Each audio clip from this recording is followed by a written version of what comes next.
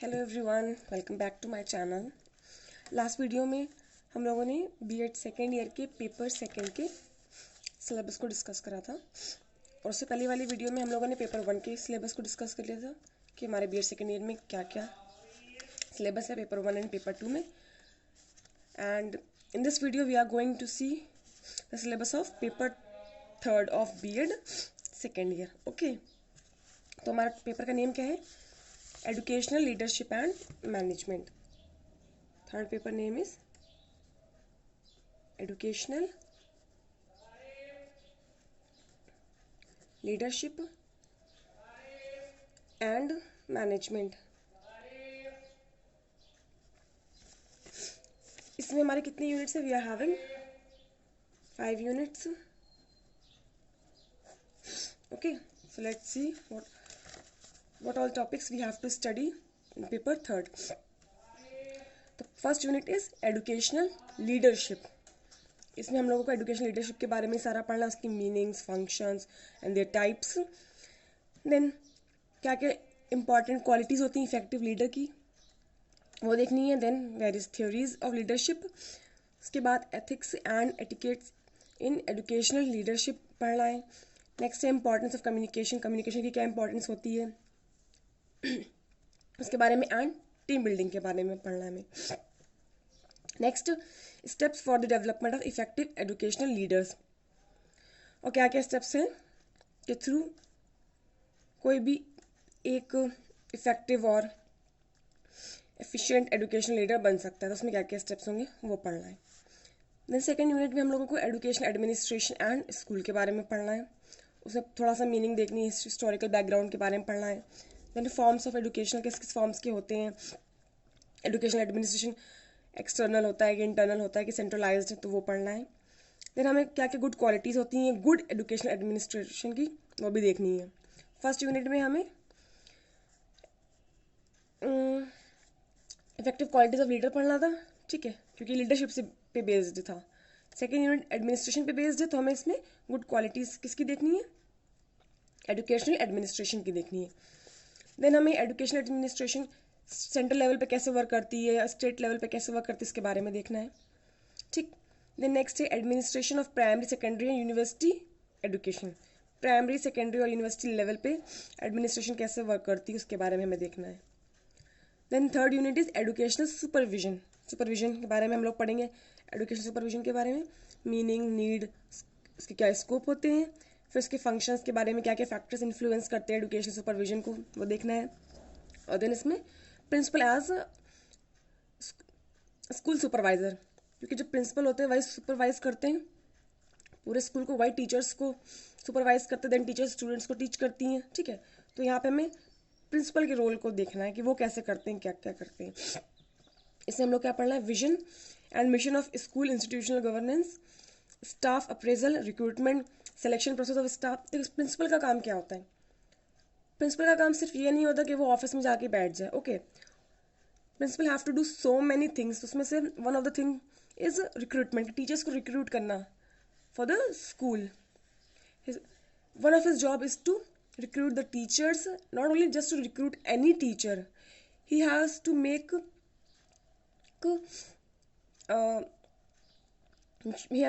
sure that whatever teacher he is recruiting, that teacher is well educated, well qualified, and also he or she is having a good experience of the subject. Okay, plus इसके अलावा selection of staff process को select करने में उसका important role होता है. Professional development of staff and organizational and organizing meeting. Obviously principal क्या करता है? मीटिंग्स भी ऑर्गेनाइज करता है. तो ये सारे हम लोगों को principal as a school supervisor उसमें पढ़ना पड़ेगा कि क्या क्या क्वालिटीज़ होती हैं प्रिंसिपल की और क्या क्या role principal has to play, ठीक है.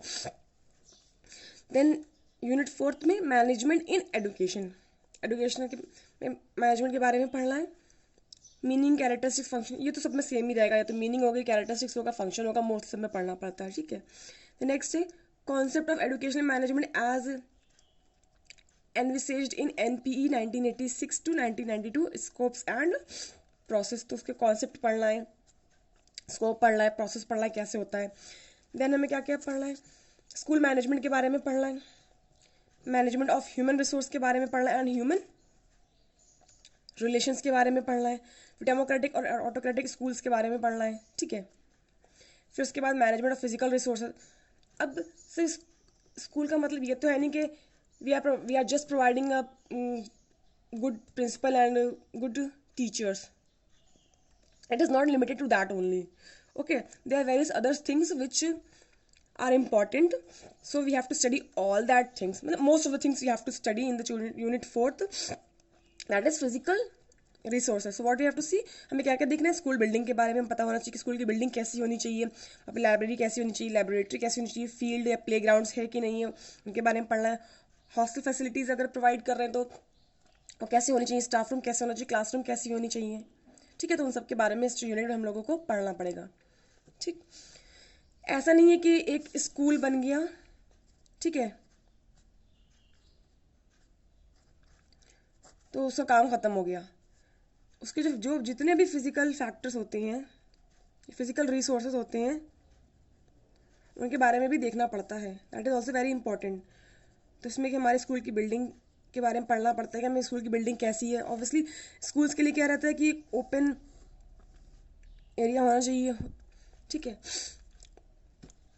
तो इसमें हम लोगों का लाइब्रेरी के बारे में पढ़ना है, स्कूल की लाइब्रेरी कैसी होनी चाहिए, लैब्स, लेबोरेटरी या लैब्स के बारे में पढ़ना है, और फिर हम लोगों को प्ले ग्राउंड के बारे में भी पढ़ना है, and various other things, staff rooms, classrooms कैसे होने चाहिए, क्लासरूम में अरेंजमेंट कैसा होना चाहिए चेयर्स का, ठीक है। तो वो भी पढ़ना पड़ेगा, वो सारी चीज़ें हैं। Now the last unit is management, approaches conflict management and educational organisations.